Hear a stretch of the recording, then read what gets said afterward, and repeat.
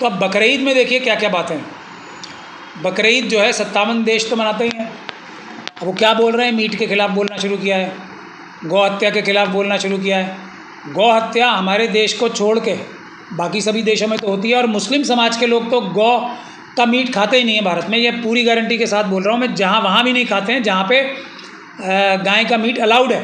दूसरा, पूरी दुनिया में लोग खाते हैं, सबको नाराज़ करना है। जो नॉनवेज है वो पूरी दुनिया में लोग खाते हैं, बकरे का मीट पूरी दुनिया में लोग खाते हैं, तो उन सबको भी नाराज़ करना है। हिंदू मुसलमान करना है तो कैसे करें? बकरीद के खिलाफ़ बोलेगा क्योंकि उसे पूरी दुनिया में भारत के खिलाफ़ माहौल तैयार करना है। देखा नहीं आपने, डेलीगेशंस भेजने पड़ रहे हैं भारत को। क्या घड़ी आ गई है? पाकिस्तान जिसको पूरी दुनिया आतंकवादी देश ही मानती थी, मानती है, आज भारत को अपना पक्ष रखने के लिए डेलीगेशन भेजने पड़ रहे हैं। भारत को तो पक्ष रखने की ज़रूरत ही नहीं पड़ती थी। मोदी जी का चमत्कार है सिर्फ, क्योंकि उनके सामने सिर्फ अडानी है। देश का कुछ भी नुकसान हो जाए, अडानी जी को बचाना है, बस अडानी जी को फ़ायदा पहुंचाना है, अंबानी जी को फ़ायदा पहुंचाना है। इसीलिए ये लोग हमेशा हिंदू मुसलमान करते हैं, प्रधानमंत्री से लेकर और बीजेपी का और आरएसएस का सबसे छोटा कार्यकर्ता। सर, 7 जून को पड़ने वाली बकरीद के आसपास महाराष्ट्र गो सेवा आयोग द्वारा 3 से 8 जून तक राज्य में सभी पशु बाजारों को बंद करने का आदेश जारी किया गया है। करने का मकसद क्या है, और सबसे बड़ा सवाल यह है कि बकरीद के दौरान ही क्यों किया जा रहा है? इसमें आपको कोई शक और शुबा है कि पाकिस्तान और चाइना का जो हिंदू मुसलमान करने का एजेंडा था, वो हमारी फ़ौज ने अपने अदम्य साहस से, अपनी बहादुरी से हर चीज़ को, जो सरकार ने कमियां छोड़ी थी, हमारी फॉरेन मिनिस्ट्री ने, हमारी जो मोदी जी के जो होम मिनिस्टर साहब हैं, उन्होंने, प्रधानमंत्री जी ने जो भी कमियां छोड़ी थी, वो सब कमियों को भी झेल कर फ़ौज ने जीत हासिल कर ली। अब पाकिस्तान और चाइना का एजेंडा कैसे आगे बढ़ाएं आरएसएस और बीजेपी के लोग? एजेंडा क्या है? हिंदू मुसलमान करा, और तो किसी तरीके से भारत को कमज़ोर किया ही नहीं जा सकता ना। तो इस देश का सबसे बड़ा गद्दार कौन होगा जो हिंदू मुसलमान की बात करेगा? वो काम रोज़ आरएसएस और बीजेपी के लोग करते हैं। तो अब बकरीद में देखिए क्या क्या बातें हैं।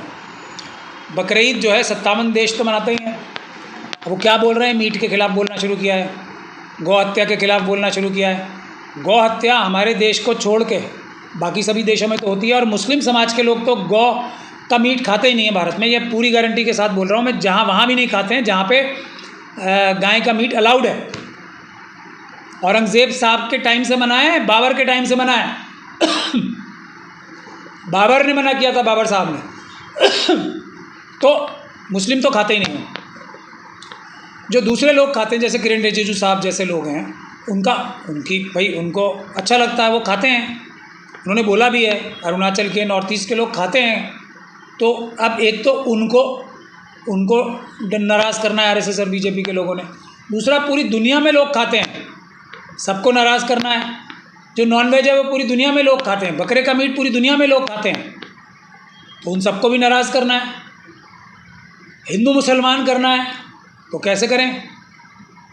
तो इसलिए चाइना और पाकिस्तान का जो अधूरा एजेंडा है वो पूरा करने के लिए हर एक चाइना और पाकिस्तान का एजेंट इस वक्त बकरीद के खिलाफ़ बोलेगा, क्योंकि उसे पूरी दुनिया में भारत के खिलाफ़ माहौल तैयार करना है। देखा नहीं आपने, डेलीगेशंस भेजने पड़ रहे हैं भारत को। क्या घड़ी आ गई है?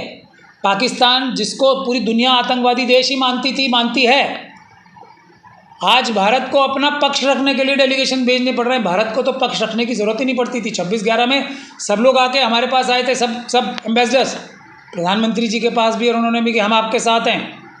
ये मोदी जी का चमत्कार है सिर्फ, क्योंकि उनके सामने सिर्फ अडानी है। देश का कुछ भी नुकसान हो जाए, अडानी जी को बचाना है, बस अडानी जी को फ़ायदा पहुंचाना है, अंबानी जी को फ़ायदा पहुंचाना है, यूसुफ लुलू को फ़ायदा पहुंचाना है, और दूसरा चाइना और पाकिस्तान की मदद करनी है।